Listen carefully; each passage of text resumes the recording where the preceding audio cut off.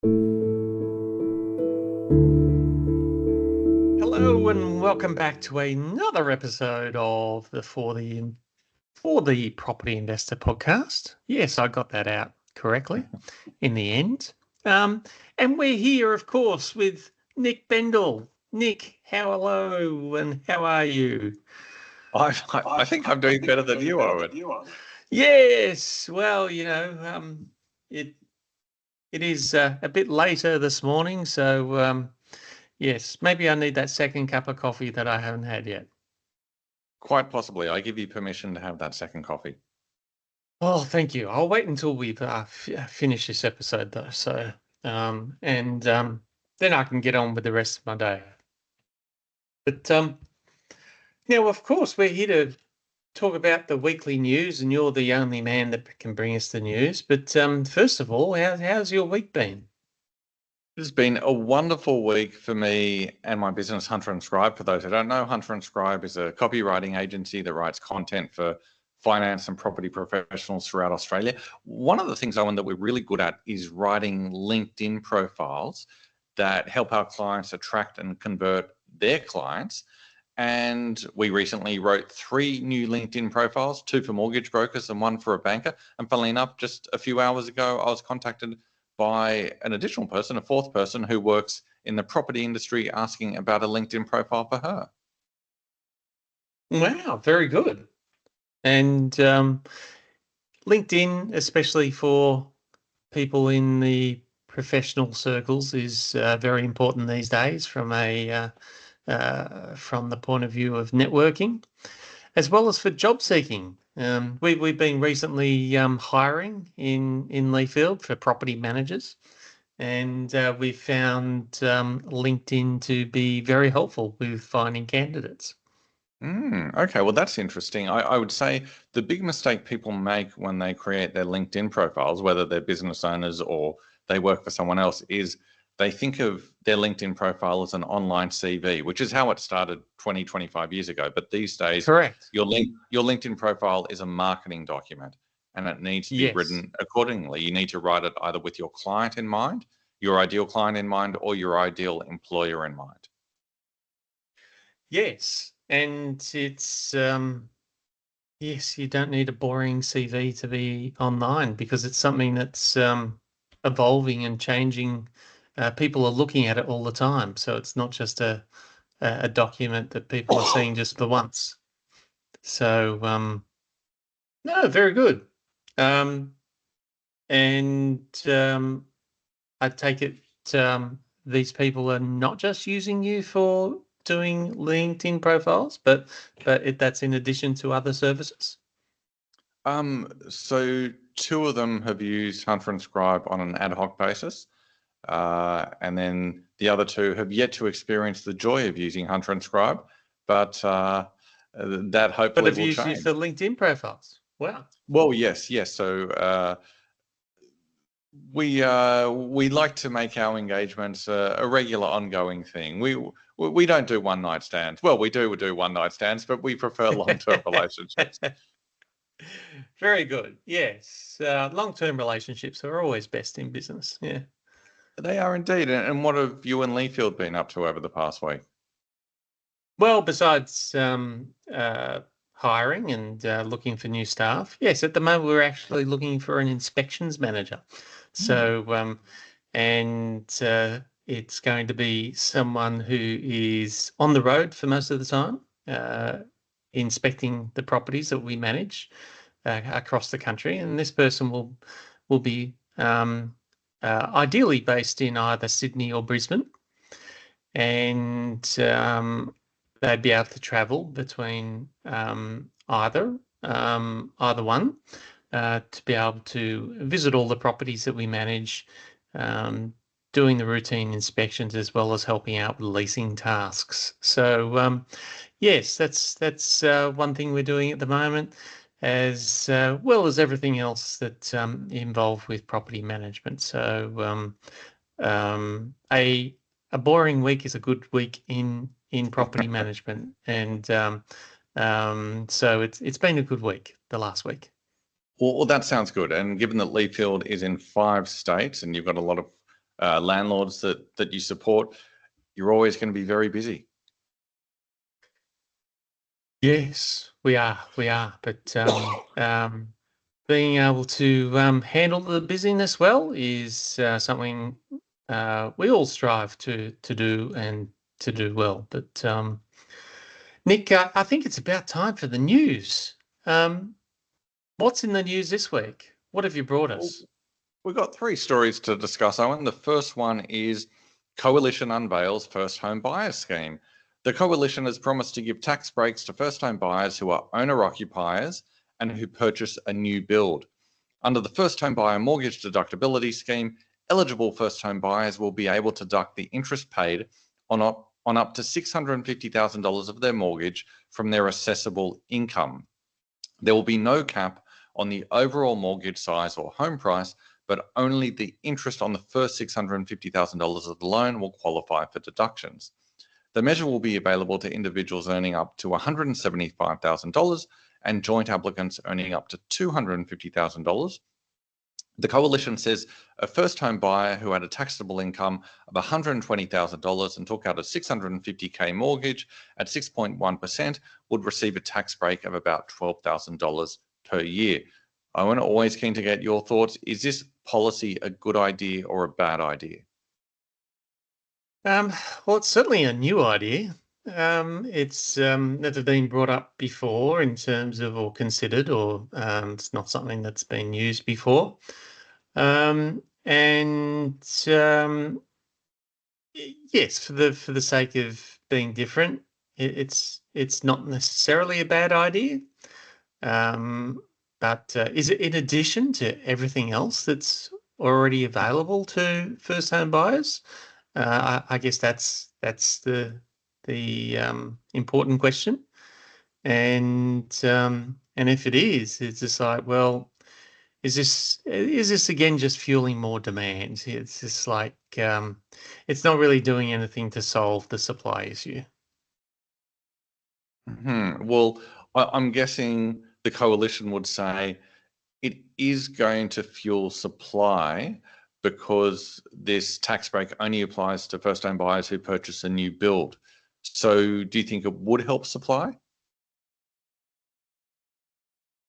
Well, it's we need those new builds that are already in the system anyway. So it's again just fueling more demand for new builds.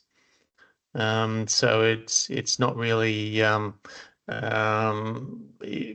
yeah, we still need to build those properties. We still need to be able to have the labor to be able to and the trades to be able to build them. We need the supplies, the building supplies to be able to build them, and neither of those are reducing in cost. And yes, and then we need to get these new builds approved through all the red tape of all levels of government. While every level of government takes their piece of the pie as things get built. So yeah, it's again, it's not going to reduce prices, and it's not going to reduce demand or increase supply. So yeah, but it's different to what's been proposed before. So yeah, it's they're just trying to create a point of difference, I think. Yeah, so different to what's been proposed before in Australia, but in America, all owner-occupiers, whether they're buying their first home or their 8th home, can deduct their mortgage interest payments from their taxable income. Should we introduce a similar policy in Australia? Well, the issue there is then you've got you open yourself up to capital gains tax because yeah, the whole premise of having tax deductibility is that if you're able to claim a tax deduction, then you're usually going to get taxed on the income or the capital gain as a result. So and the owner-occupied home has always been exempt and siloed, and it's almost like this holy grail of your owner occupied home is always tax free in terms of capital gains. But on the reverse, you can't claim any of the costs as a tax deduction. So that would be the trade-off, I would think, as it is in the US, where they get taxed on their capital gain, but they get the benefit of being able to claim the interest as a tax deduction. Well, let's move on to our next story. Dutton supports price growth. Peter Dutton has confirmed that he wants to see property prices increase. Asked on the campaign trail if he wanted prices to go up or down, Dutton replied, "I want to see them steadily increase. I don't want to see a situation where Labor crashes the economy and somebody who's paid $750,000 for a house today is worth $600,000 in 18 months' time under an Albanese government. That would be a disaster. People will be sitting on a house that is worth less than what their mortgage is." Oh, and 2/3 of voters are owners and 1/3 are renters. So it's probably no surprise that Peter Dutton has said he wants property prices to increase. Just out of curiosity, do you think Anthony Albanese wants prices to go up or down on his watch? Well, I think Albo has said quite openly that he wants to see steady growth in the property market as well. So yes, I don't think Albo wants prices to go down either. Okay. Well, if both major parties want property prices to increase, how seriously should we take them when they both say they also want prices to become more affordable? Yes, well, affordability is and doesn't necessarily mean prices to need to come down. It would certainly help, but you're going to cut one foot off to spite the other. So it's in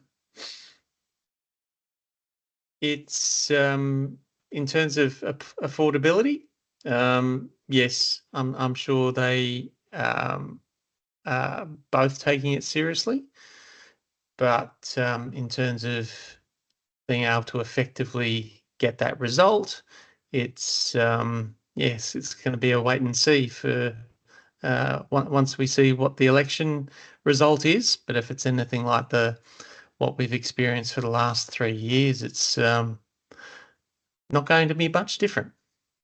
Well, so when you say prices don't necessarily need to fall for property to become more affordable, do you mean that property will become more affordable if incomes grow faster than prices?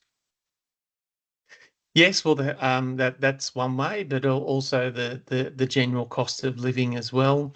So it's having that disposable income. So if we're able to get in control of price growth in general, which in simple terms is inflation, and if which will then help uh, the affordability of houses being built as well, especially if we're able to get control of the price increases with building materials. And then there's income growth as well, but at this stage, incomes are struggling to stay up with inflation. And so the number one thing we can do is get control of inflation, bring those prices down, and that's a matter of bringing in more supply. Okay. Now, I've got an interesting philosophical question for you, which follows on nicely from everything you've been saying. So let's look forward 20 years. What would be in the national interest for prices to be higher 20 years from now, for prices to be lower 20 years from now, or for prices to be unchanged 20 years from now? In the national interest, it would still be better for prices to have increased in the next 20 years. And why would that be in the national interest? So let me play devil's advocate here. Surely it would be better if prices went down so that more people could own their own home. Yeah, sure. But we we need price growth to keep happening and to be able to keep up with inflation. A lot of the country's wealth is in either their own home or in property in general.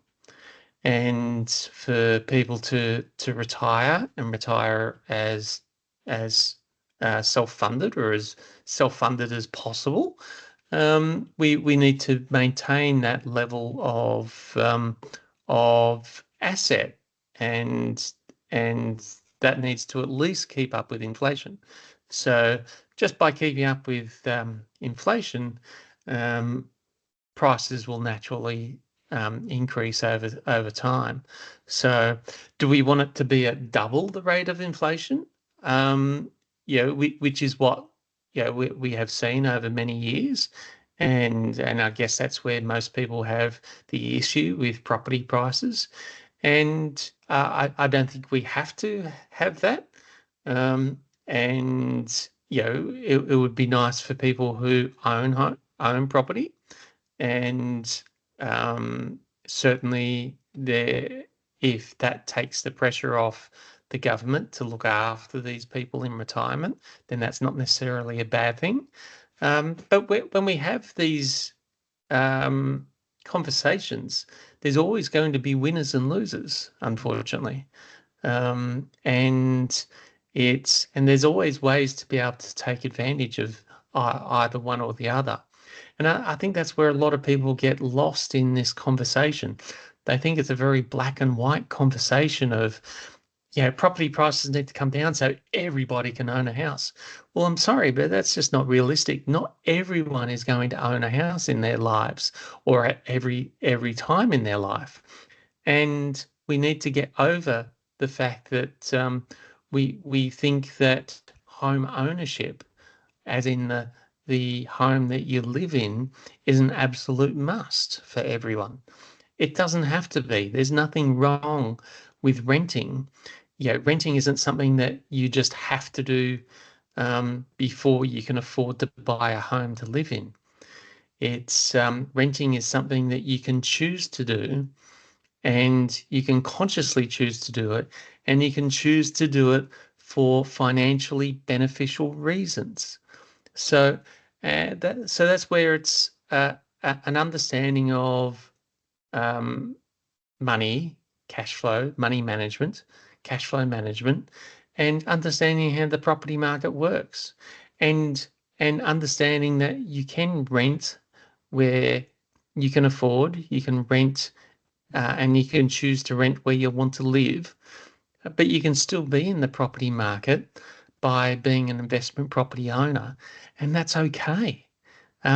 It means that you can still get benefits of being in the property market, the financial benefits, as well as getting financial benefits of renting where you want to live, where in most cases, especially in the major capital cities, it's actually cheaper. It's actually cheaper. Okay. Yeah. Okay. Well, interesting thoughts, Owen.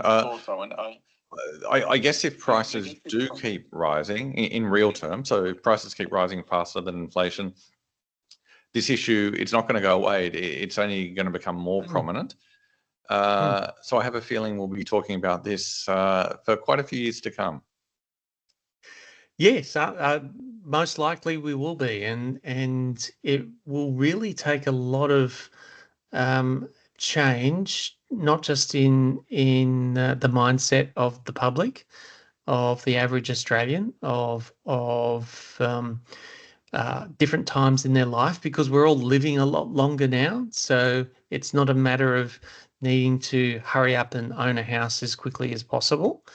And because we're going to be changing more often in terms of where we live and how we live and what type of property we're living in.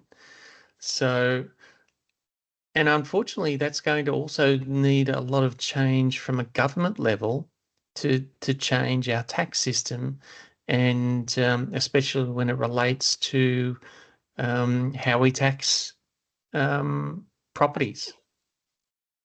Okay, well, on that note, let's move on to our third story. Property investor cash flow going backwards. The share of investors who are negatively geared increased from 57% in 2023 to 65% in 2024, according to surveys by PIPA, the Property Investment Professionals of Australia. PIPA Chair Nicola McDougall said the survey results reinforce the challenge of being an investor during a period of higher interest rates. There has been much conjecture and commentary about investors somehow cashing in from higher rents over the past few years, but this data shows that most investors need to tip in additional funds to keep their properties financially above water, she said. Interest rates remain significantly higher than they were a few years ago, and while rents have risen, they are a drop in the ocean compared to higher lending costs. Oh, and this raises an interesting issue. As we know, property investing is very popular in Australia, yet most investors have negative cash flow. Based on that, is it maybe a surprise that so many people choose to invest in property? No, it's not a surprise. The Australians love property and they love the property market. And most people, if you ask them what their next investment would be, their first thought is of a property of some sort. But the data is not really a surprise. Yes, we had raising interest rates during that period of 23, 24. And so to see that there were more property investors that were negatively geared wasn't really surprising.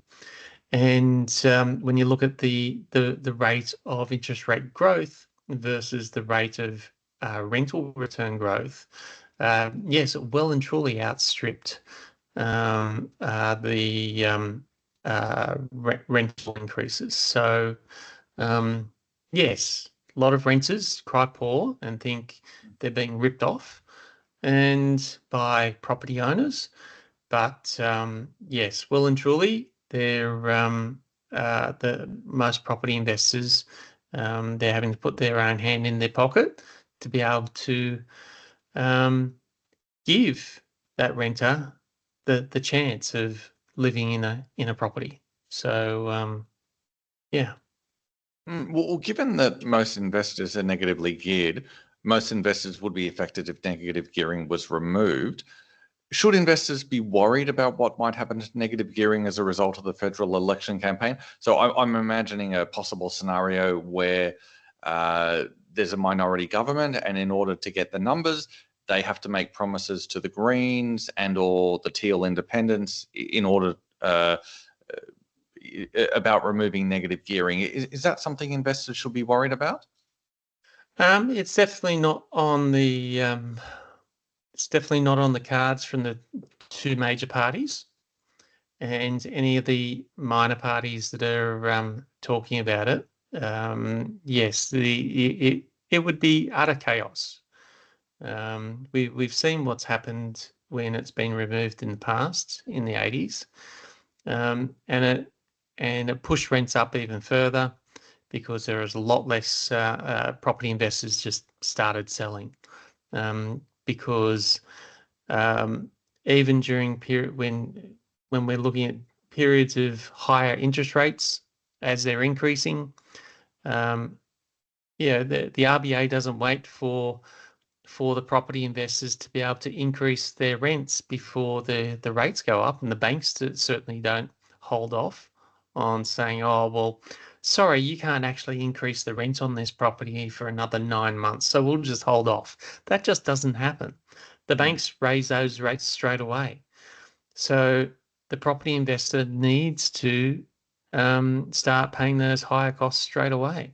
So, and we need to remember that it was the Howard government and the Turnbull government, so two Liberal governments, that actually reduced the most considerable part of negative gearing, which is the depreciation benefits. So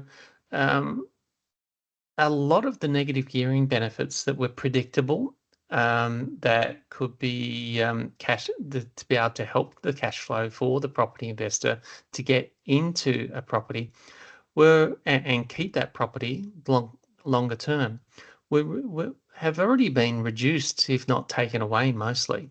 So it's only during higher periods of interest rates where rents haven't caught up to be able to help cover those higher costs of interest rates that negative gearing really starts to kick in.